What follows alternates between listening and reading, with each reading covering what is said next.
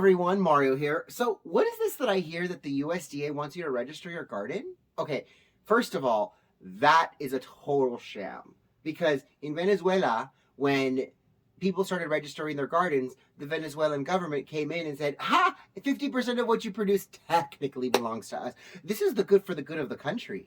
So any moron who decides to register their garden with the USDA to say, look, we have a garden, whatever happens, you deserve it yourself.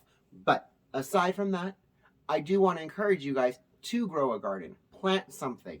I know it's October. Gosh, what can I grow in October? There's plenty you can grow in October, especially if you live in California, some of the lower 48 states. You can grow things all year round. You just have to be careful about what you're growing. Garlic and onions will grow actually through winter. Garlic especially. They're a very cold winter crop. Carrots are a cold winter crop. Radishes are a cold winter crop. Spinach is a cold winter crop. Brassicas like cabbage, collard greens, what else? Broccoli. Those types of crops actually do better with cold weather. And I mean, tomatoes, they're going to get frozen in the winter, but for right now in the fall, my tomatoes are starting to produce because it's warm enough during the day and cool enough at night so that we don't actually neutralize their pollen. So this is what I encourage you guys to do. I've encouraged you guys for 2-3 years now, ever since I've started making videos, to please plant a garden. Do something to supplant your food stability. It's so easy to go to the store and, oh, we're going to buy this. But what happens when all of a sudden the prices have gone up? Food is getting so expensive. You're like, you know what, honey, we can't afford that right now. We got to put that back. But you wouldn't have to say that if there were things coming up out of the ground for you to eat, like berries, like fruits, like vegetables. My garden is still producing, you guys, and we're hitting into the end of October, and I'm getting ready to put more stuff in. Like I said, I'm putting those garlics in because by June, I'm going to want to pull up garlics that I'm going to eat all year round, all summer long. You guys enjoy it, and the ones who've actually had fruits from my garden, the first thing they say is, this has more flavor. Well, of course it has more flavor. You've put your energy into it. You put your love into it, and you put your earth into it. I'm a huge believer that the earth is healing for the body. It's healing for humans.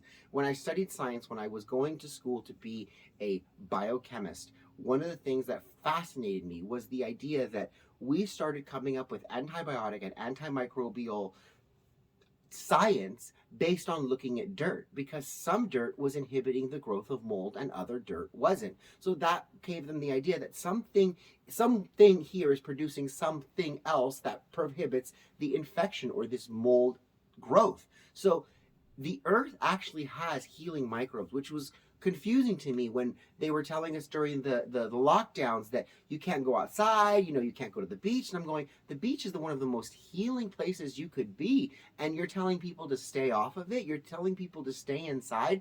That's actually counterintuitive to everything that I've ever learned.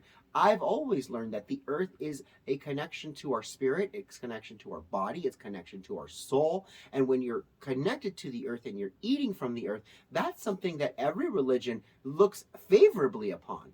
Only the religion of government says, if you're going to be doing that, I need to know about it, and you need to register your garden. So if you register your garden and the government comes knocking on your door asking for 50% of your crop, you deserve it because you did that to yourself. The rest of you, I encourage you to start a garden. Don't tell anyone about it. Tell your friends and neighbors about it, the ones who you trust, because hey, before you know it, you're going to be able to trade some garlic for some eggs. You're going to be able to trade some tomatoes for some peaches. You're going to be able to trade some spinach for some strawberries. And that's really what terrifies the government, the system, the overlords you want to call, because you take them out of the equation. Remember, a parallel economy is only strong if it can actually compete with the master economy. The Amish, they have their own economy, and they kind of dip into our economy, but we are seeing the corporate communism canceling you, canceling me, canceling Gays Against Groomers. Nope, you can't have money. No, you can't do this. No, you can't do that. Well, you know what? We're going to get off the internet. We're going to do things the old-fashioned way. And before you know it, we're going to start changing laws. Oh my God, I did do that. Oh my gosh, we're going to get our message out beyond the internet. Oh my gosh, we did that. Oh my gosh, we're going to grow things so that last night when you're going, oh, what am I going to make as a side to this chicken? You go out into the garden, you say, oh, I had some green beans and some peppers and some tomatoes. This will be a delicious little snack. Perfect. So I encourage you guys, get out there, start a garden. It's not too late. There is always something you can put into the ground, and do not register them with the FDA or the USDA. All right, you guys, I'll talk to you guys soon. I love you all. Mwah! Bye, guys.